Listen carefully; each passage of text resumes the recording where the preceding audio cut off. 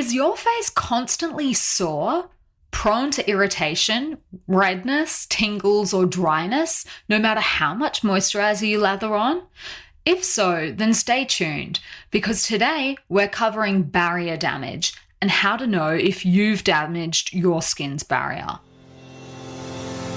Welcome to the Korean Beauty Show, where we're talking all things Korean skincare, makeup, and more. If you want to learn about the hottest trending products and ingredients straight from South Korea, then this is the podcast for you. Each week, we'll be diving in to take a look at the latest trends, as well as all the tips and tricks you need to perfect your K-beauty routine. I'm your host, Lauren Lee, professional K-beauty expert and founder of Korean beauty platform Style Story.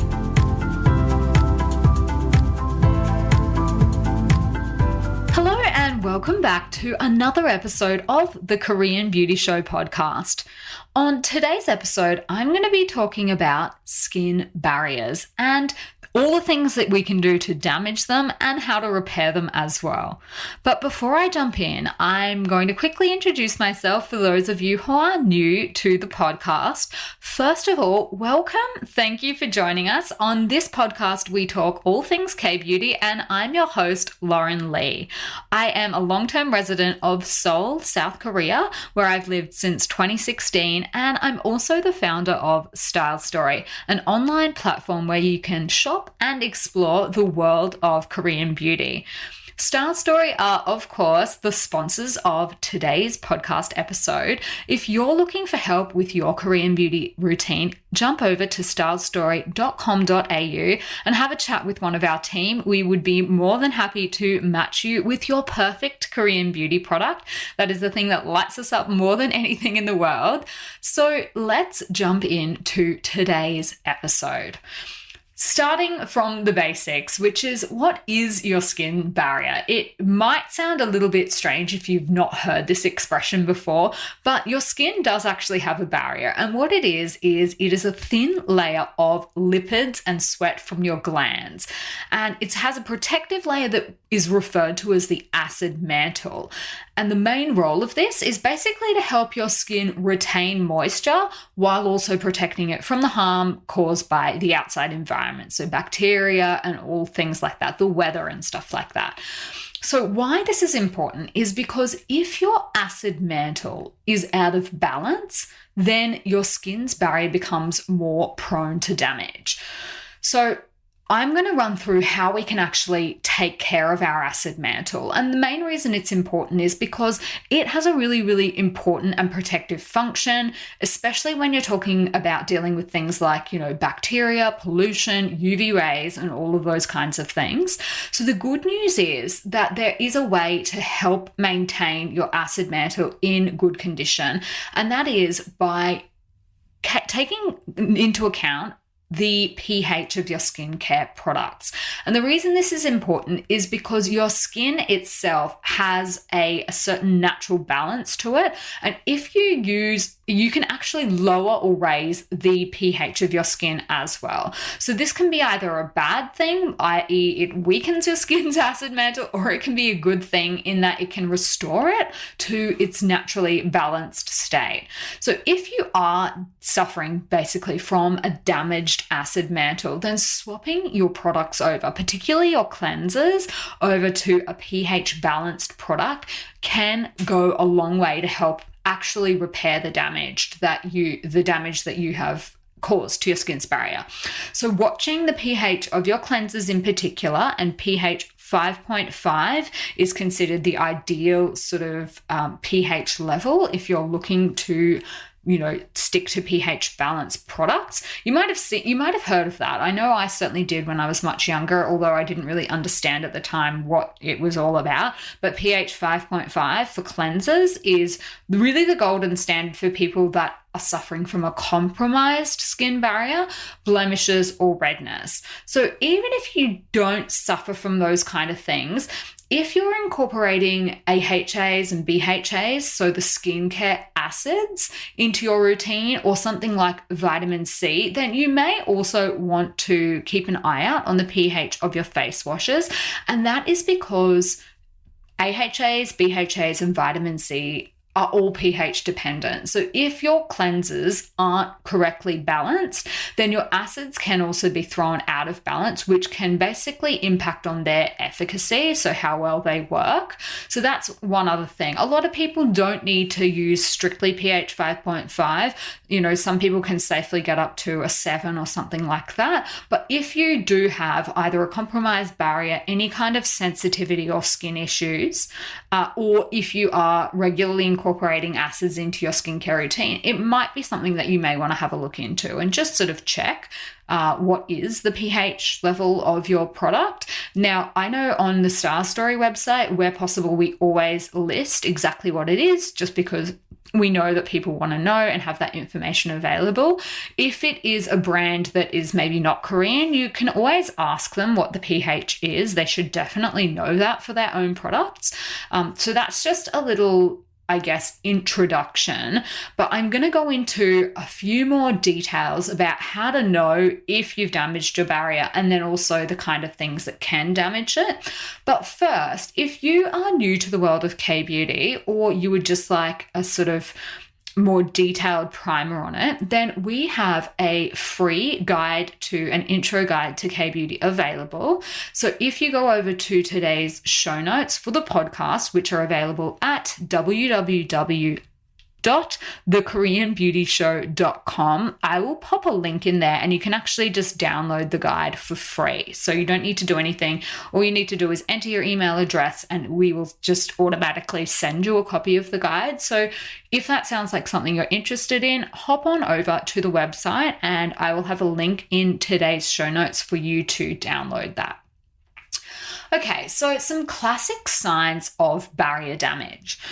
Things like sudden irritation, redness, tingly skin, sore skin. If you feel like no matter how much moisturiser or other really hydrating products you put on your skin, it doesn't seem to stay hydrated, you may have damaged your skin's barrier. They're all pretty classic cases of barrier damage. Now, some people always seem to be suffering from sensitivity.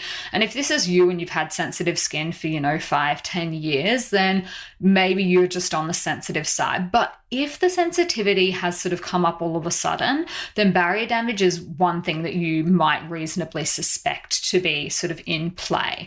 So how do we damage our skin's barrier in the first place? Well, obviously, if you're using products that are too basic or alkaline, so by that I mean products that aren't pH balanced, that are either way above pH 5.5 or way below that, and products that are commonly way below that on purpose are things like acids. So if you've used a lot of AHAs or BHAs in your routine, you can overdo it and over exfoliate your skin, and that will compromise your skin's barrier basically. Other things that can come into play are just poorly formulated products. So products that are just not very good. And then obviously products that are just too harsh. So if you've been scrubbing your skin with, a coffee scrub on your face, that can tend to damage your skin's barrier because it's just way too harsh for your skin. So there are a couple of reasons why you can end up with a damaged barrier, but don't panic, because I have some tips for how to repair your barrier if you have damaged it before. And the first one is, these are my tips. So if you've overdone it, stick to the basics, okay? So if your skin is going absolutely haywire, I know the temptation is just to add more and more products into your routine. You're like, I'm going to make this right. I'm going to give you all the love. I'm going to throw everything at you here. Have this product, have that product, have all the products. But the more complicated the routine, the harder it can be to repair your skin problems. So definitely try and resist the temptation to do more and just take it back to the absolute basics. So whatever the bare minimum of products are that your skin needs to physically survive, just completely cut it back to that. So things that are probably not 100% necessary if you have totally cooked it are, all these additional masks and sleeping masks and things like that. Just get rid of them. Completely get rid of any acids. Sunscreen is obviously a must. You're going to want to cleanse your face and a nice hydrating moisturizer, but just try and cut out as many other products as you can for as long as you can, just to try and give your skin some time and space to breathe. Now, the second thing I would say is really keep in mind your cleansers and don't go too over the top. Now, by that I mean keep your water lukewarm. Don't be having a really, really hot shower and cleansing in the shower. In fact, if you're the kind of person like me that loves a hot shower, then I would even go so far as to suggest don't wash your face in the shower at all, because you'll just be too tempted to do it with hot water that's too hot. So just go, do a shower from the neck down basically, and then when you get out, do your cleansing for your face at the appropriate temperature, which is definitely no higher than lukewarm. So be really careful about that if you think you may have damaged your barrier, and completely cut out any harsh cleansers or exfoliators as well. So just completely skip them. If you are after a really gentle cleansing routine, then two products that I would suggest taking a look at. The first one is a cleansing oil from Bee Labs, and that is I Am Sorry Just Cleansing Watery Oil. They have a really beautiful oil that is just non-aggravating, and you don't need to sort of rub to get your makeup and sunscreen off. It just sort of dissolves everything. So that's the first one. And then the second one to follow up is Applebee's Sensitive Micro Cleansing Foam. So that's another one that just lathers up really, really nicely in your hands, and you can just put the foam onto it. So both nice and gentle. Now, the next thing is some tips for actually protecting and maintaining your skin barrier. So depending on how much TLC your barrier needs, these are going to be a few of my top recommendations. If you do need that all-around intensive barrier repair, then Etude House's Sunjong line actually has some really good products, and that's because they're formulated with the minimal amount of ingredients, which again is just another really good way to nourish and take care of your skin if you have really overdone it. So they have a 2 times barrier intensive cream, and that's pH balanced. It's got Centella asiatica, which is a really good ingredient that I would highly recommend checking out if you have cooked it. If you've cooked your skin's barrier, Cica and Centella is your friend. And the formula that Sunjong line has is also free from potential irritants, things like synthetic fragrance. They've got no mineral oils, so it can really help to just soothe everything down. Now, for your toners, I would also opt for an alcohol and fragrance free if you have really cooked your barrier, and iUnique has some really good ones.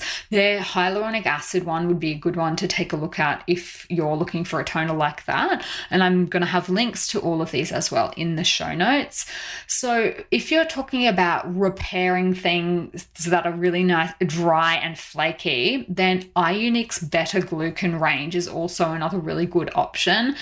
Basically, they've got a moisturizing cream and a serum. So it basically helps to hydrate because Beta Glucan has an antioxidant properties in it. They're using a type of mushroom.